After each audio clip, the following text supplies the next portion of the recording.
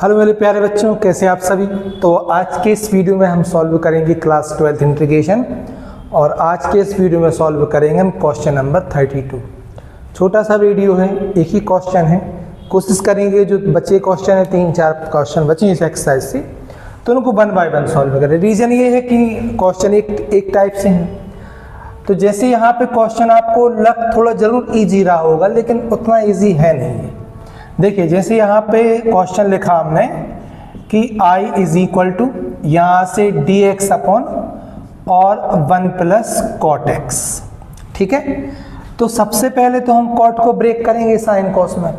तो कॉट को हम यहाँ से क्या लिख सकते हैं कि dx upon 1 plus cos x upon sine x.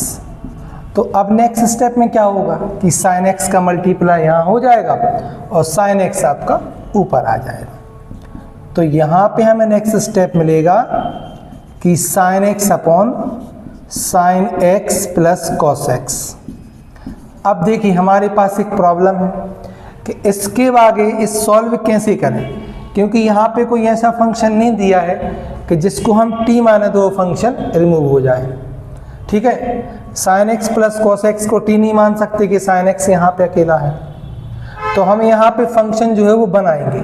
ठीक है, तो यहाँ पे हम 2 का मल्टीप्लाई करेंगे और 2 का करेंगे डिवाइड, और इसके बाद भी हम इसको अलग अलग लिखेंगे।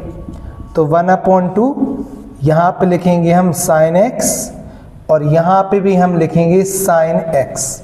ठीक है, फिर हमने क्या किया कि cos x को ऐड किया और cos x को हमने माइनस कर दिया, और ये वाला स्टेप हमने एज इट इज लिखा sin x plus cos x और dx। अब देखिए आपने क्या करना है, इसके अपॉन में अलग लिख लेना है और इसके अपॉन में अलग लिख लेना है। तो इसके बाद जो नेक्स्ट स्टेप रहेगा वो क्या रहेगा, 1/2 यहाँ से sin x plus cos x।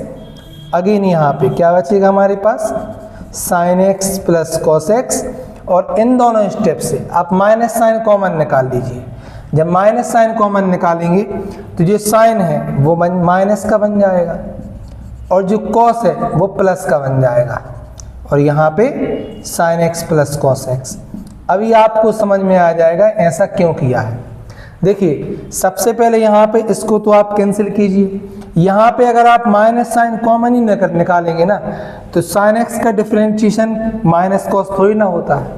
इसी तरीके से कॉस एक्स का डिफरेंशिएशन प्लस साइन थोड़ी ना होता है, इसलिए हमने माइनस साइन कॉमन निकाला है ताकि कॉस एक्स का डिफरेंशिएशन माइनस साइन हो जाए और साइन एक्स का कॉस एक्स हो जाए, जिससे क्या होगा ये जो न्यूमरेटर फंक्शन है वो रिमूव हो जाएगा। ठीक है, तो अब जो हमारे पास नेक्स्ट स्टेप बनेगा वो क्या बनेगा, देखो यहाँ पे 1/2 एज इट इज है। ठीक है, और यहाँ पे 1 माइनस, ठीक है, यानी 1dx, इसको हम अलग अलग भी लिख ले रहे हैं, और यहाँ पे क्या बचेगा माइनस आगे कर लिया, और यहाँ पे हमारे पास नेक्स्ट स्टेप लिखेंगे हम माइनस साइन एक्स और प्लस कॉस एक्स। ठीक है, और अपॉन में हमारे पास रहेगा sine x plus cos x और dx। अब यहाँ पे तो हमें कोई प्रॉब्लम नहीं होने वाली क्योंकि 1 का तो x हो जाएगा। ठीक है, और साथ ही साथ यहाँ पे हम क्या करते हैं कि साइन x और प्लस कॉस x को हम t मान लेंगे। जब t मानेंगे तो साइन x का डिफरेंशिएशन होगा cos x, और जो cos x का डिफरेंशिएशन क्या होगा माइनस साइन x, और यहाँ पे dx is equal to dt। तो अब देखिए यहाँ पे जैसे हम इसको t मानेंगे तो ये फंक्शन हमारा रिमूव हो जाएगा dx के साथ। तो 1 का इंटीग्रेशन तो सीधा सीधा हम क्या लिखेंगे, यहाँ पे हम लिखेंगे x और प्लस माइनस ये 1/2 एज इट इज, और यहाँ पे बनेगा dt/t। अब अपॉन t का t के रिस्पेक्ट में क्या होता है, अपॉन t का t के रिस्पेक्ट में होता है log t, और t हमने किसको माना है, t हमने माना है यहाँ पे sin x plus cos x को। तो x/2 यहाँ से माइनस 1/2, यहाँ से log और sin x plus cos x और प्लस लगा देंगे हम c।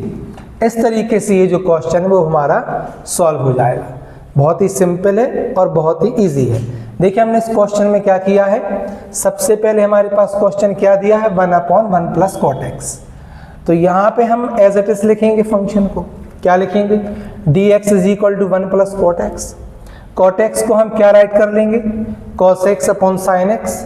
अब क्या होगा कि साइन एक्स यहाँ पे जाएगा और साइन एक्स ऊपर आ जाएगा आपका, ठीक है। तो हमारे पास फंक्शन क्या बचा, ठीक है, कि sine x upon sine x plus cos x.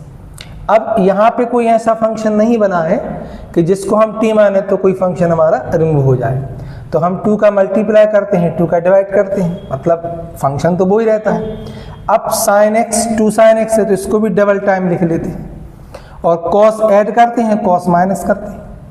अब इसको हम इसके अपॉन में अलग लिखते हैं, इसके अपॉन में अलग लिखते हैं, और साथ ही साथ माइनस साइन भी इन दोनों से कॉमन निकाल लेते हैं। जब माइनस साइन कॉमन निकालेंगे तो यहाँ पे माइनस का साइन होगा, प्लस का कॉस होगा।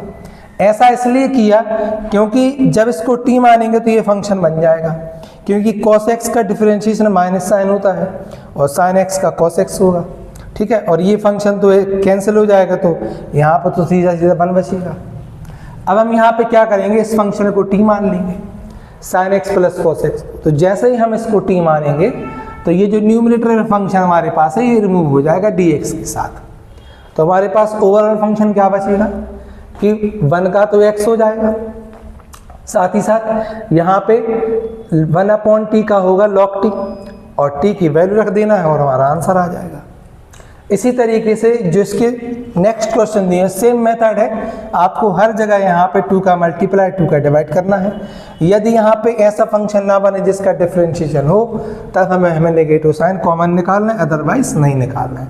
यदि कोई फंक्शन ऐसा बन जाता है जिसका डिफरेंशिएशन यहाँ पे बन जाए तो फिर हमें नेगेटिव साइन लेने की जरूरत ही नहीं है कॉमन निकालने की, ऑलरेडी हम यहाँ पे आराम से सॉल्व कर सकते हैं। तो आई होप सो आपको बिल्कुल क्लियरली समझ में आया होगा। तो आप लोग चैनल पे नए हैं तो चैनल को सब्सक्राइब जरूर से कीजिए। हाँ, और अगर आपको कोई डाउट है तो आप कमेंट के माध्यम से ज़रूर ही पूछ सकते हैं। Thank you.